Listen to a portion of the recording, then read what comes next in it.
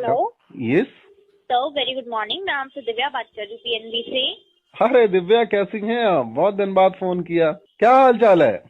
बढ़िया सर, आप बताइए। बस बढ़िया। लंच वंच हुआ कि नहीं? सर, इन्वेस्टमेंट बैंक के रिगार्डिंग कॉल किया गया है। अब छोड़ो, पहले बताओ लंच वंच हुआ? पहले देखो पेट पूजा होनी चाहिए, पहले कुछ बढ़िया खाना पीना होना चाहिए। काम नाम तो चलता रहेगा दिव्या, काम नाम तो जिंदगी भर। एक बात सोचो, कितने साल से काम कर रही हो? 2-4 साल? तो 4 साल में काम खत्म हुआ? नहीं, अगले 40 साल भी खत्म नहीं होगा यार। शादी हुई कि नहीं तुम्हारी? नहीं सर। अरे करो यार, जिन चीजों में जिंदगी है उसको तुम लोग करते नहीं हो। खुद की भी जिंदगी फंसा रखी है, लोगों की भी जिंदगी फंसा के रखी। Okay sir, thank you so much. Most welcome.